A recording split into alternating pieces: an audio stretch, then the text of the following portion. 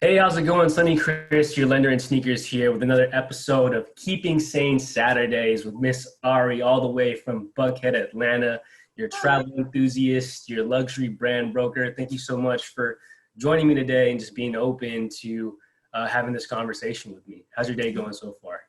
Great. Just, trying to make the best of every day. I know that Atlanta has opened up a little bit more than some other cities, especially California. So Yeah. life is not like, we haven't like pressed play altogether, but at Uh, least we can like some sanity. I think I saw some articles like a little bit earlier on, like in May, that you guys were already out in the parks and everything like that. So, how, Yeah. yeah, are you enjoying it so far? Um, Kind of. I don't know. I'm a little like skeptical still, Yeah. So I'm kind of just like I'm in, I'm out, I'm in, I'm out, but I'm like back at home, and I don't like eat out too many places or anything like that. So I'm just trying to ease my way back into society. No, yeah, definitely. I think they open up our gyms this Friday. And we've had like the okay to go out to the beach and everything like that, but I'm still kind of skeptical and a little bit more precautious because obviously my wife, she's a nurse and she sees what's happening in the front line. But yeah, I mean, before we kind of get into the conversation, I just want to let everybody know, like, yeah, obviously we're not medical professionals here, and we're just basically here to share our experiences or to share Ari's experiences as far as, maintaining peace and keeping her sanity during times of uncertainty, being under pressure. I think, from our conversation yesterday, I think you do have a lot to share. And really the whole passion project for me to do this is that I know that, some people aren't as fortunate to have great habits to deal with, or cope with pressure, to cope with uncertainty or any doubt that they're going through. And I'm just hoping that our conversation, Ari, that obviously, can be of help or of use to somebody of value. And yeah, I'm super excited to have this conversation with you and just hopping right into it. So the luxury brand broker, I mean, you kind of went into the story yesterday, but for everyone listening today, like, can you tell us what that is and how you got into that? So, yeah, I can definitely do that. I have always kind of been able to utilize my network through, since I've been in university. I've always known the right types of people when it came to products that I needed to sell or businesses that I wanted to start. I've just kind of been able to funnel those same people within the same businesses. So Mm. I initially got started into real estate, and that was through a friend. And crazy story about that. I was like, okay, yeah, I'll get into real estate. And I was looking at the different options for classes, and they had like 3-month class. I'm like, no, I'm not gonna be interested that long if that long to complete a course. Cause I don't know. I think that like, I don't know. I like obtaining information quickly. Yeah. Like if I want to know something, I like to like just get it done. Or else I'll procrastinate. Like that is a struggle of mine, I know, but Mhm. so classes. But I decided to take the week class. So 7 days, and I'm like, okay, yeah, I'll just knock it out. I'll be able to have my life, back rolling back to normal, and I'll take the 7-day course. But I did not realize that it was a course designed for people who already had prior experience with real estate, or maybe they were licensed in another state and they were moving to Georgia, they need to get their certification here, or maybe they let their license lapse and they needed to reinstate their license. So let's get this So straight. You condensed the 3-month course, and just so everybody understands, a 3-month real estate course into 7 days. yes, You're, I you're do not, not recommend. I do not recommend. It was the most stressful period that I think I've ever endured in my lifetime. Like I remember calling my mom, just like kind of crying near the end of the class course, because I just could not grasp the math. Like I just break down. Like it's just, if I have a formula, I'm okay, but without it, I'm just like, okay, I don't know how to, come up with these answers, because I'm really, really good at critical thinking. Like yeah, I can talk, I can sound like I know what I'm talking about and have absolutely no idea. But yeah. when it comes to math, they're like, okay, well, how did you get that answer? And I'm like, well, I don't know.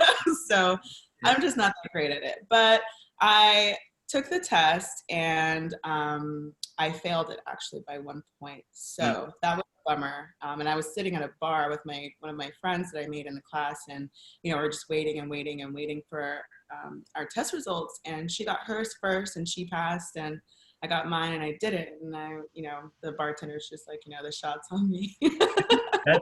That's a good thing. And so I didn't let myself get too down. I had to give myself a lot of positive self-talk. I was just like, if I'm going to do this, I need to do it like tomorrow, because there's just no way I'm going to remember all of this information, a month, 2 months from now. And I just know that if I didn't take it the next day, I was going to delay it and then probably not even finish the course. And the class was like $500. It's not like chump change. So like I get it done. So I took it the next day, passed it by 1 point. Nice. So there's a difference in points. And then I got myself ready and took the state test, and had no idea how I passed that, by the way. But I then became a licensed realtor, and that was, I think, that was January through March of 20. What was last year? 2019. So I think it was 2018 that I got licensed. Nice. And I know that you kind of have like different hats here, and kind of before we move on, I think there's a couple things that you brought up. Obviously, like we have this relationship where we were part of a prior venture, network marketing. Vima, shout out to YPR if you're listening. And I'm so fortunate, obviously, for that experience and to get to know you and to have this opportunity. I think one thing that we were stressed about, what we were trained on and preached upon was your network was your net worth. And you brought up the idea of networking and being able to utilize your network to see, where life can take you. For you, I mean, besides that prior experience, did you already have the idea that networking was important to you? Absolutely. When I was in university, I was a radio personality, and I actually got an internship my freshman year working at a radio station, but it wasn't, and obviously it wouldn't have counted towards any of, for my degree, because I wasn't like a junior yet, but that was just based off of who I knew. And so at how old was I? Probably like 18, 19 years old. Like I knew then that it was all about, who do I know? Because when I got into network marketing, one of the things that I used to preach to my organization and to other people that, would ask me for advice, and I would tell them, I'm like, hey, look, everything that you want in life, someone else has it, but they can't give it to you if they don't know you. So really? Even when I'm out running my errands and, just having a simple smile on your face, or just being open to conversation and not having headphones in your ear, it's simple things like that people don't think about when they're moving throughout their day. But I talk to friends or people that I know, and they just complain about everything, because people just like to complain. So they complain about a list of things, and I just nitpick at little things that they could have done differently just to open themselves up to opportunity, because the first step is just even being aware. Most people aren't aware. So yeah. Say that you're naturally a social person? I am the social introvert. It's weird. Okay. I go out to refill my tank, and I hang out. I could have a 6 a.m., 5 a.m., 6 a.m. morning. In Atlanta, you could do that. So I could easily have one of those nights, and then I'm out of commission for 2 weeks. You won't see me. But when I need to get out, I go out, and when I want to be social, I make sure that I, make the effort now, at least, to go have a dinner by myself or something like that, because especially with the location that I live in the city, everyone's always out, happy hour, that kind of thing. So I just try to put myself in the position to win. So I'm not natural. I like to be to myself. I have no problem staying home. I have no problem going out. But when I'm out, I like to be out, and I like to socialize and that kind of thing. Just have good company, and like you were talking about, I think positioning is definitely important, especially in our line of work. Me being a loan officer, you being in real estate, and now you opening up your jewelry business, private jeweler. We just have to be able to open up those connections there, right? And I guess one question I do have before we move on is, for that natural introvert, do you have any tips as far as for them to improve their networking skills? Um, Advice for improving your natural introvert. You have to kind of you have to train yourself to get comfortable being uncomfortable. Like some of my friends who are like trying to like network and things of that sort, I tell them like that like even out by yourself, like that was a challenge for me too, like just going out by myself, because I would always want to wait for my friends or something like that. But like when you're going out with your friends, it's usually kind of like that Friday, Saturday night kind of thing. Everyone's drinking and it's really it's not really valuable to you to make many connections while like alcohol is involved. So like I had to like force myself to go out during the middle of the week. My favorite nights to go out actually are like Tuesdays. It's like weird. Like I've met some great people on like Tuesday nights or Tuesday afternoons. But what I did to make myself kind of feel a little comfortable going out alone, I made friends with the staff of the establishments that I like to go to. So I would become friends with the bartenders. I'd be friends with the management, the servers, and that's things. So that way I could just go sit at the bar and it like feels like homey, in a way to where like you don't feel uncomfortable. But I mean, you can get involved with like little groups. I became a member of the Buckhead Business Association here in Atlanta, and it forces me to be around like people and just people who are doing things. Like I know in my mind that I need to create an environment for myself to thrive. So I want to network with those people. So, and then there's another woman who has like a ladies who brunch or something like that. And she asked me if I wanted to be part of it. And there's women from all different types of industries that are a part of it too. So you just gotta have to force yourself to be a part of things. We like to be in groups. So, just find out what your thing is going to be and join it. Yeah, I think just trying to hit the nail on the head there. I think you said one thing. Obviously, the first thing, first and foremost, being comfortable with the uncomfortable. The way that I like to see it, especially for me being a natural introvert, is that it's just like working out. It's just you have a networking muscle. I mean, obviously, we're not telling you to go out there, be by yourself, and go surround yourself with 100 different people. So you're probably going to be stuck like a fly on the wall pretty much. But, take baby steps there. And I think that's what you were trying to mention there, is that you got to take baby steps. Don't put yourself, in a very uncomfortable situation, but definitely push the boundaries. And you also highlighted the fact that you wanted to put yourself in a position where you're productive and not just busy. You strategically moved from going out on the weekends to going to the weekdays, because you found those relationships were a lot more valuable and more productive and conducive to your to what you're trying to accomplish and what you're trying to do. I mean, I see it all the time, especially here in the San Diego market with real estate and mortgage professionals, that it's very easy to go to these real estate or industry networking events and get caught up in the booze and get caught up in the hooking up, and it's not gonna build our businesses at the end of the day. So I'm really, just like you, I'm really picky as far as to which events that I try to immerse myself into, because obviously, at the end of the day, we are responsible for bringing business in, and if we're not doing that, we're pretty much wasting our time. You know what I mean? But also as well, being able to have fun, I think that's still important, but we have to learn how to balance, which I think, you've done a very great job in doing. And for those of you guys who don't know, Ari is a luxury real estate agent at the Buckhead district of Atlanta, which essentially is like the Beverly Hills of Atlanta, correct? Yeah, I would say so. We call it the Hollywood of the South. Hollywood of the South. My bad. So what do you like best about, doing luxury real estate? I mean, as shallow maybe as it seems, I love nice things. I love nice homes. I used to watch shows all the time with like luxury real estate. There's actually a show on Netflix that I like binge watched about like drama but luxury real estate in LA. It's like selling Sunset or something like that. And I'm like, I'm like, if I'm going to argue with anybody, we better be arguing over a seven-figure commission. Like, that's my kind of thing. Right. Yeah.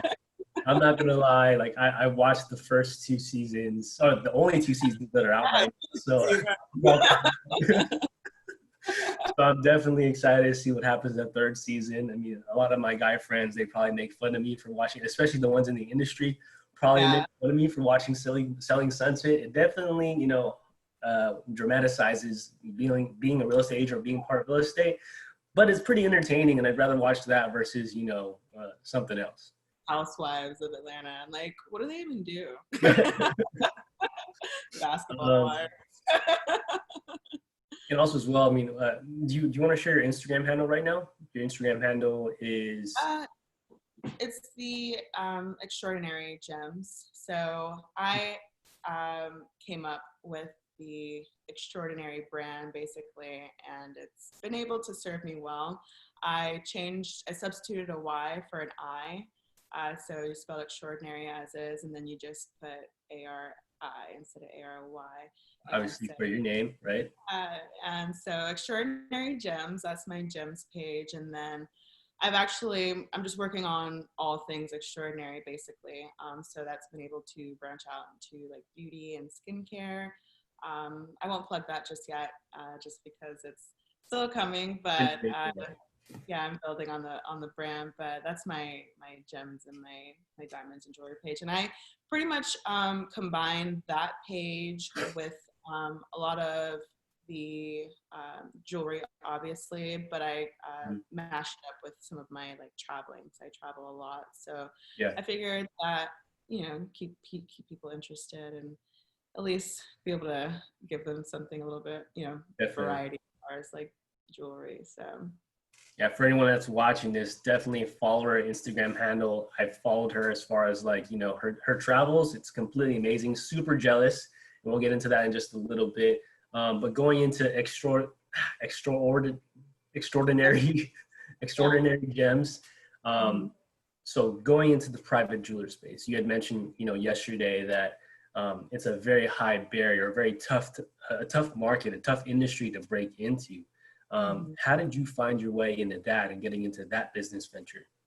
Right. So with my extensive traveling that I do or did, could happen, but I was taking trips overseas to Asia about once a quarter, so every like 3 or 4 months.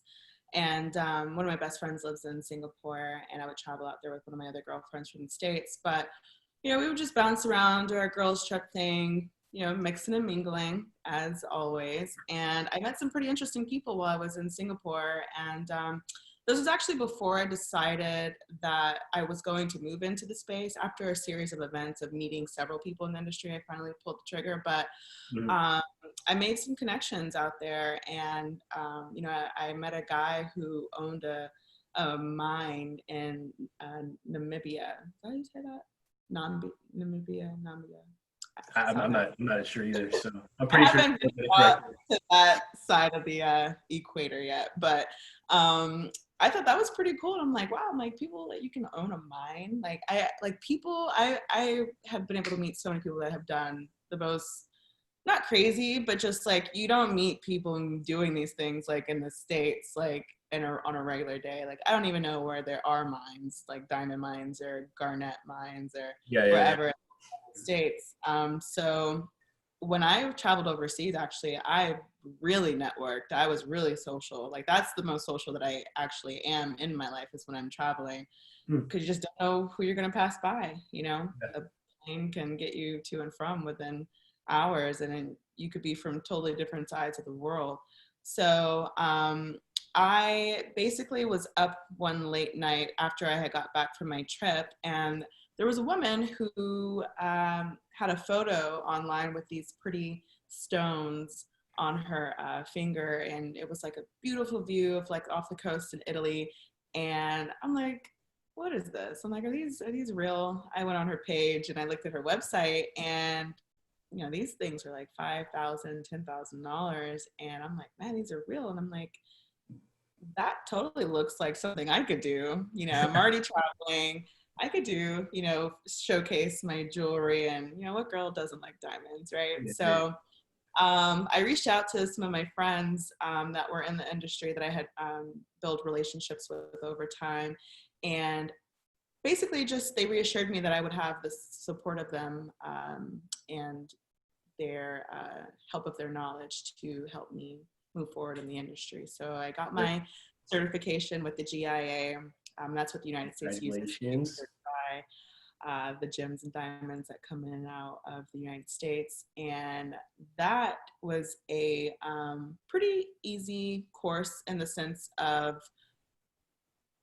I didn't have to do any math yet. So the math didn't come into the end when you got into like the grading system and all that stuff. But so I moved from there, and I figured that I would have ample opportunity to be able to really make an impact in the industry, because I didn't know many women that were, high-end jewelers, let alone Black women. So I felt like with my age demographic that I could reach out to, I could be able to help change the experience of what the experience that you when you're buying jewelry and gems and diamonds and engagement rings and things of that sort. And so my craftsman, he's based in New York. He hand makes everything. Everything is handmade. Like, man, you guys should see this guy's studio.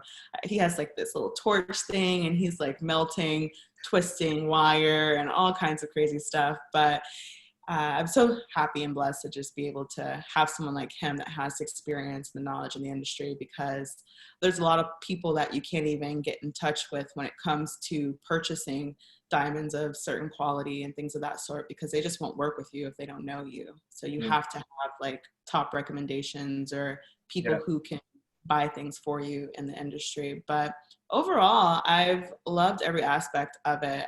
Like I said, I've been able to utilize my network. So some of the same clients that I've been able to use through real estate, it's like, hey, I know Christmas is coming up. What are you getting your wife? Yeah. It kind of goes hand in hand, right? I mean, Buckhead being the Hollywood of the South or the East? The South. Of the South, right? And the clientele that you're already dealing with, it does make perfect sense. Why not provide that added service to them? Don't be ashamed of what you do. Right. I think, side note, have you watched Uncut Gems yet?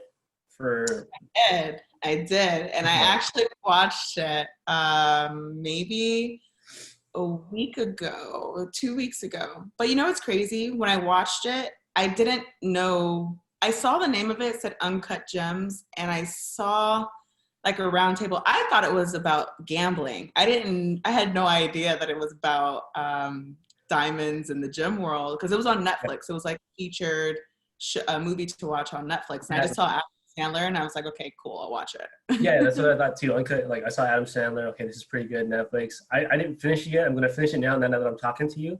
But if you rate it like a scale of 1 to 10. You gotta watch it. Gotta watch it? Okay, you gotta watch it. People out there, you gotta watch it.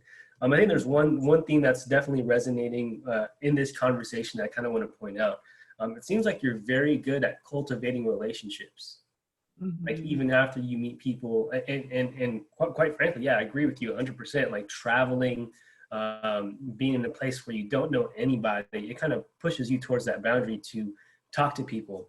Me and Christine, we had the same exact experience. I mean, we traveled to Cancun for, I think it was Cancun for our honeymoon, and we were doing different excursions and whatnot. And at some point in time, yes, we had each other, but we would also be in a group with other travelers, and we would just strike a conversation. I mean, you can only stay quiet for so long in a van, and I'm like, okay, fuck it. Yeah. Excuse my language. I'm going to start a conversation. And what's crazy is that, I met somebody, I want to say he's probably some part of like government agency or something like that. I don't know. That in my opinion, he doesn't say he is, but I think he is. Interesting people, man. But yeah, we exchanged business cards, and like 2 months down the road, like he emails me out of nowhere, which is pretty cool. So you just never know who you're going to meet. But going back to cultivating relationships, was that a skill set that you already had, or is that something that you had to work on? I think that once I became aware of it, I just started doing it. I don't know if I think it maybe came naturally compared to other people that I talk to that really do have a hard time. So I do realize the strength of my ability to be able to network. Yeah. So I'd say it's half and half. Mm-hmm. Because like I said, I'm half like introverted and social. So I do have to remind myself to make the effort. But when I'm in the position of making the effort or in these conversations or just getting to know people, I will say that network marketing did help me. I call it fluff conversation. And so people are like, well, when I get out or when I'm talking to people, like, what do I say? Like, what do I talk about? And I learned in network marketing, basically how to go about fact finding.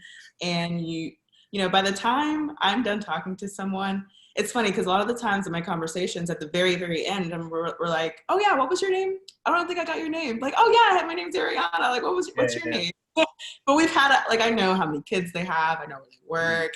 I know what they like to do. I know what motivates them or like their hobbies or just like little interests. And I think naturally well, not naturally, but through network marketing, I instilled those principles or skills in my mind, if you will, about how to have the fluff conversations with people and keep it light, but figure out ways that you can stay in contact with people. And I think the biggest thing, like in retrospect, looking back at that experience, I think the biggest thing was just making sure that you're authentic and genuine, right? When you're having those conversations, because people will tell you everything. And I think that's one thing that I don't want to say I regret, but I've probably learned and improved on is that, it's great to know these skill sets. Because I think you're referring to form, right? Family, occupation, recreation, money, motivation. Like I still know that to this day. And Keller Williams still teaches those principles too as well to their agents. But I think the biggest thing that people miss is that you have to be authentic and genuine when you're looking to build a relationship. Because the best thing that you can give anybody is the time that you have. That's the only resource that you're never gonna get back. You can always make more money, you can always get more things, but you'll never get your time back. So just when you dedicate that time to speak with somebody, just be in the present, in the now, and just understand that this person is a human being. And it's great to know somebody because you never know, like you were saying, that where your relationships would lead to. So going into it a little bit, obviously with the coronavirus, the pandemic, it kind of threw a curveball in 2020. How did that change your plans for 2020 in terms of your businesses?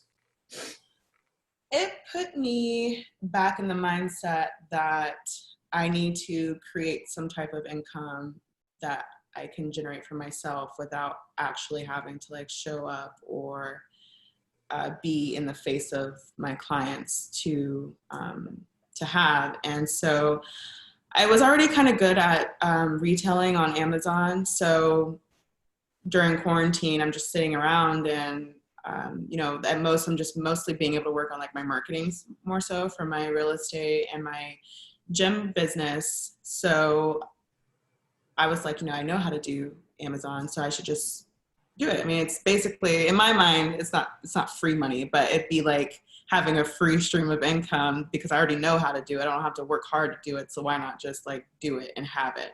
And plus I can travel, do all the things that I like to do. And that can also help fuel my other businesses. So that for me was Amazon. So I reached out, looked for products. I didn't plan on starting my own company with private labeling. It was just more so of my supplier communicating back with me and asking, did I have a logo?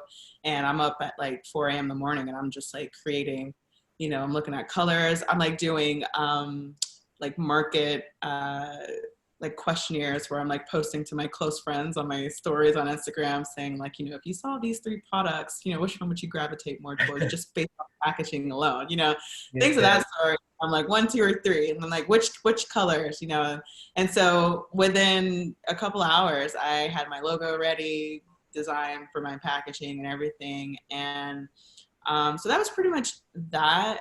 I just wanted I wanted to create some more stability. I felt like most people felt very unstable during quarantine because they realized whatever that they were doing or had been doing, that they kind of got comfortable. And I feel like a lot of us got comfortable. So, with COVID, it helped kind of unveil all of, the smoke screen that we had in front of our going through, 2015, 16, 17, 18, and we kind of lost focus on it. And it kind of forced us to refocus and regroup and say like, hey, I need to get my ish together right now, because I could just not have a job tomorrow. I could not have this. Like, my life is not set.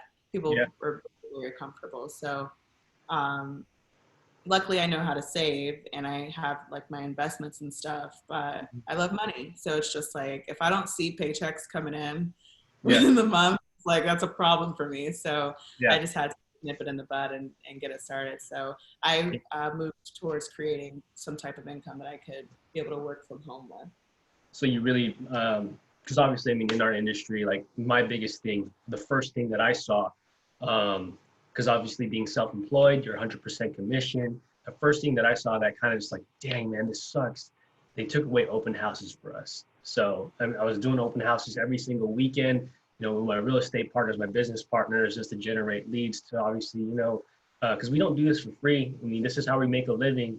And that was the first thing that they took away. So what it sounds like that you took this time during the pandemic to finally realize like, hey, dude, like my income can be taken away at any point in time in my career. So might as well spend some time right now, especially during this pandemic, to take a small pivot and start a new business, especially relying on Amazon and their infrastructure and distribution centers, where you can have that stability of income, which is completely amazing. Speaking of the pandemic and the coronavirus, like when did it finally get real for you? Like, dang, this coronavirus, this pandemic thing is real. It was probably around like that second month period, because I felt like the first couple weeks when they're like, oh yeah, we're doing the self-imposed quarantine, that kind of thing, I was like, okay, this might not last long. And to be honest, it kind of like screwed with me a little bit, because I was so used to my routine. Like I work out with a trainer like 3 times a week. And that actually forces me to go out and have a productive rest of the day. So not waking up, having a trainer, I kind of just like laid in bed. Then I'm like, okay, wait a minute, I gotta work out by myself. And I absolutely have no motivation to work out by myself. I have a perfectly well functioning gym here, but in my mind, in order for me to get it done, I have to literally give someone money so I don't waste it and go work out. That's like the only thing that's gonna get me out of the bed in the morning, or else I just will lay there. So I lost my routine, but the second month, I'm just like, wow, like this is crazy. So I got a book. It's I think it's called The One Thing or something like that. And basically, I did an analysis for myself for 2019 back in January of this year. And I came to the conclusion that I've been good at a lot of things most of my life. Like I've never really tried anything and been able to say it didn't work. But I never have like dominated in a space. So I read that book around the second month of quarantine, and basically they just talk about it's a whole book obviously, but the gist of it is, because I actually only read 3 chapters before I was like, okay, yeah, got it. Do the one thing, right? So, so just one thing, like that. What's one thing that you could do towards, building your business or your brand that can help you achieve success for what it is that you want to do? It doesn't have to be big, but at the time for me, for my Amazon business, I would say the one thing for me at the time was finding a supplier. Okay. So I needed a supplier, I needed products. So I needed to spend countless hours online vetting and seeing sourcing suppliers to see if I could fit with their brands. And normally with my Amazon products, I only sell name brand products. So this is actually the first time that I'm private labeling, but I like to sell things that are already selling. I don't like to try to figure all that other stuff out. It's too much hard work for me. But that was the one thing for me. And then finally, well, having that goal by the end of the week and like, okay, I got a supplier.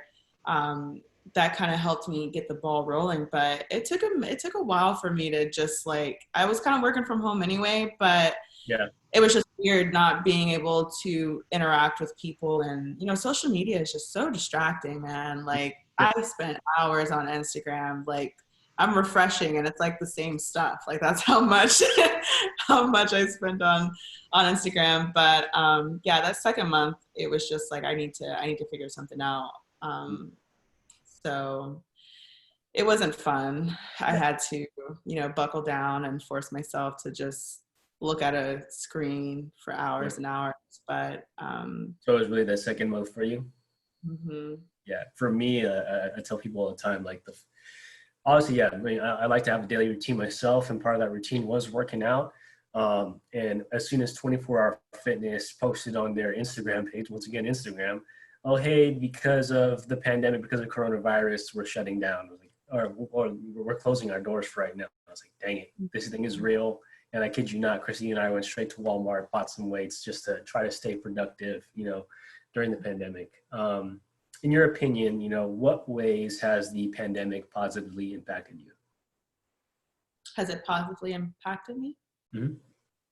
Well, it's helped me not put things off and say I'll do it next week because I realize that I actually do have the time. So I would say that my biggest challenge is just being setting goals and actually finishing them with a deadline. I can procrastinate. And with my traveling and everything like that, because I'll travel for, you know, 2 to 3 weeks out of a month, and next thing you know, that thing that I said that I wanted to do by this time, it's like, oh, I don't have enough time to do that. But in reality, this time that I spent in quarantine, because I'm in Atlanta maybe, you know, like at least 2 months at a time, so it let me know that the excuses that I was giving myself was like complete BS, and I did have the time to do these things. So nice. Okay. Now for obviously like the money question, what do you think as far as like, you know, obviously there's a lot going on right now. You know, there's a lot going on in society with the pandemic, and then what happened with George Floyd. You know, how do you find yourself, like what's the one thing that you do that helps you keep your sanity and maintain your peace? I have to actually block off time to not be plugged into the media. Like, I think when everything kind of was going on, I think a lot of the emotions that I saw online were along the lines of just a lot of anger. And I had to protect my mind because most of my friends that I have in Atlanta, they're of different races, different cultures, a lot of them white. And I didn't want to start thinking differently about them because I feel like I can see people, like I can see their hearts, like exactly like who they are. So I didn't want what was going on in the world to alter my perception of the people that were already close to me. So I had to block off time to not be on social media, but I did spend the time that I had with my friends and people close to me to have healthy conversations and, you know, just help them understand what was going on if they didn't understand. And I tend not to, in general, I tend not to get super involved with like politics and things of that sort, just because even when I'm meeting people, like I have friends that we go out, well, they're not friends anymore, so to say, but I've gone out with them and they'll meet someone and they're automatically already talking about race and politics. And those topics are pretty, you know, pretty heavy in the world that we live in today. So I've never been super vocal when I'm just getting to know people about it, but the people closest to me, I had made sure that I've like had conversations with them about, you know, what's going on and helping them understand if they've never seen these things. Like I'll post, now I've started just like posting information that's like kind of like wow information that you've never even knew happened in the world. Mm-hmm. But that I try to read more. I've been going on like walks more and just being outside. I feel like I don't normally do much outside. So I like went up to North Georgia, did like some four-wheeling, and we got a little dirty with like mud. I'm like, oh, truly living the life of a Southern belle. It was pretty fun, but just trying to create, you know, good experiences in my life. So just reaching out, and you know, if I get invited with friends to do something, I don't want to be alone right now, because I feel like, you know, it's kind of hard for people, and we've been alone for a long time as far as when we went on lockdown. So I've been trying to create healthy like energy. I'm such an energy person, so things that make me feel good, I like do more of that in my life. Nice. So what essentially it sounds like is that you're very cognizant of just the influences that are around you, whether it be, you know, from the news, from Instagram, from Facebook.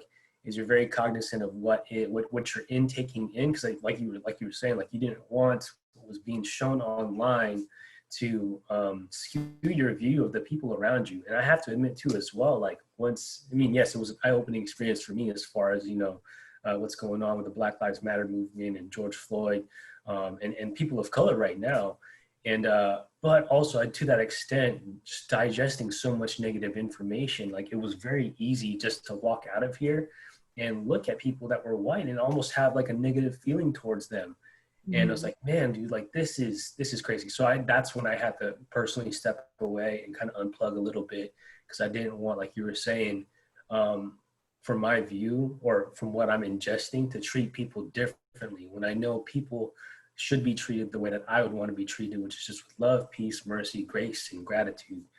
But yeah, no, 100%. So you took the time to basically recharge, basically self-care, and just go back to the things that bring you happiness. And if we're all cognizant of that, if we know what brings us healthy energy, we can find ourselves to deal with pressures and, you know, whatever stresses that we're going through in our lives a lot more and a lot better. Mm-hmm. Yeah, you have to, because, you know, what you focus on, you know, we used to talk about that in our business, but what you focus on grows. So it's like if you're seeing a lot of anger, hatred, just negative, you know, things towards a certain group of people, essentially, you know, are you really even the better person? Because now you look at all, you know, people of the, you know, white race, and you're like, you think like, oh, they're all bad people because you're seeing that. But technically that's what we're fighting for. We're fighting for not being looked as all bad people just because of the color of our skin. So, you know, you have to take care of yourself, so that way you don't basically put out what it is that you're trying to keep from happening to your, you know, people in the first place. Yeah, oh man, I think you hit the nail on the head there. All right, so I know this conversation has been going for a while. I want to thank you so much for obviously the opportunity to just speak with you. And I think this is just totally amazing as far as to what we've been able to create here. But so this is the last portion of this conversation, which is the lightning round, where I just basically shoot off a couple questions. I want to say almost 10 questions here. And it's just going to be very quick. Whatever comes to the top of your mind, just share it. Just keep it appropriate too, okay? All right, here you go. The lightning round. If you have to go through quarantine again, what would you do differently? I would have already started my Amazon business. Good point. First thing you did once everything reopened? What was the first thing I did? I went boating up at Lake Lanier with some of my friends, and like I never do Lake Lanier. I never do boats really unless it's like a big boat, but I was like, I'm ready to get out. So we went boating That was pretty fun. One thing you took for granted during quarantine. One thing I took for granted. I took for granted. I didn't realize how good of a life I actually did have, because the things that I was complaining about not having, most people don't get to even experience the luxury in the first place. Mm-hmm. And sometimes I feel like I'm kind of hard on myself, but I actually had to sit back and realize that I actually have accomplished a lot in my life, and that I was benefiting pretty good from it, and was able to have at least a lifestyle that I had in mind for myself, being at the age I'm being right now. So I took for granted what I already had, as far as me being able to go out and do the things that I could do in my community. Yeah. Well, we are our own worst enemies, right? So what is one skill set you picked up or improved upon during quarantine? Investing. I caught some good sales. I caught some really good sales. I opened up a new investment account, a Roth IRA, and if you are under 50, or if you're under 50 years old, you should have one. If you make enough income, or less than the amount that they say is like the maximum that you can make, you should have one, regardless of whatever's going on in your life. All right. Now more to the funner questions. Favorite go out spot for you in Buckhead? Favorite go out spot? Well, just one. Just one? Just one, yeah. Okay.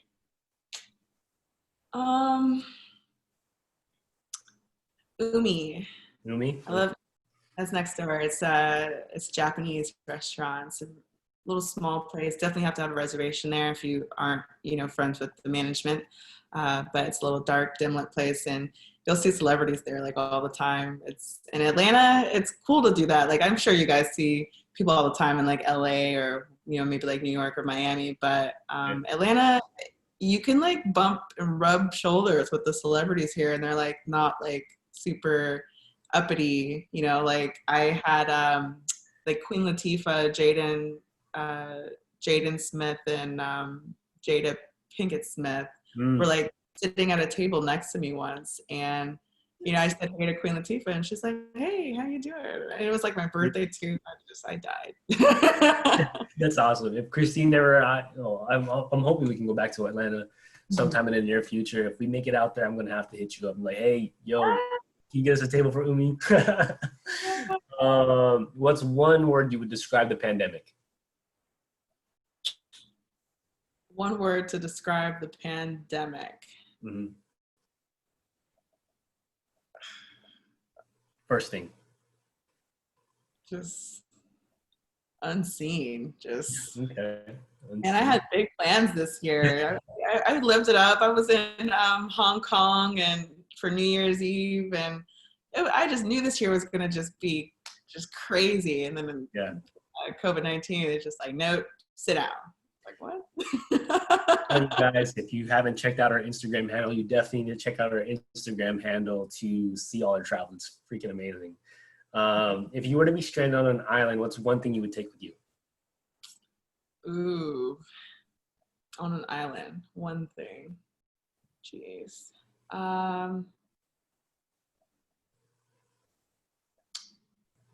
Moisturizer with an SPF. I think you're gonna like this question. I definitely tailored this question for you. If you had one free travel ticket, all expenses paid, round trip, where would you go? Okay, well, I have not been to Greece yet, and that's where I wanted to go this year. So I wanted to go to Santorini, so it'd be there. Oh yeah, you definitely get along with Christine. That's like the spot that she wants to go to. For me, it's the Maldives. Favorite. I did that last year. All right, so obviously, like, I'm the lender in sneakers, and I have to like pretty much ask everybody this question on every single conversation that I have. Even if you're not a sneakerhead, it's totally fine. what is your favorite all-time sneaker or sneaker you would like to have? So I normally do not look at a bunch of sneakers, but last year I purchased, or was it 2 years ago? 2 years I purchased a pair of Prada sneakers, and I literally wear them. They're actually like right here. That's how. You need to grab them. You need to grab them. Here they are. So I love these little sneakers. They're so comfy. Okay. You put them on. They look good with like everything. So these would be my. I actually want to buy these again and have them like a fresh, crisp pair, and then like these would be like my walking around shoes. You know what? I do have to admit, like a lot of these higher end brands that are coming out with sneakers, either with collaborations with Adidas or Nike.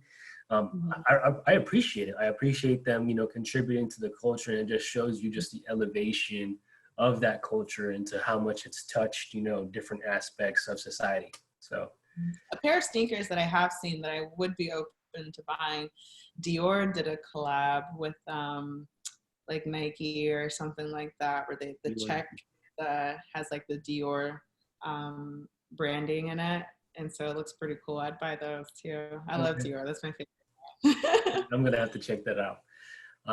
Well, that was pretty much it. You did a great job. So thank you so much for your time today, Ari. I know that you're a very busy woman. Glad you're doing this for people. I feel like these are conversations right about now, coming out of quarantine and like pressing play back on like, our lives that we need to be like hearing and surrounding ourselves with. So I appreciate you for making it happen. Yeah, it was good to catch up with you. Thank you for being open. Do you want to plug your social media real quick before we go? Yeah.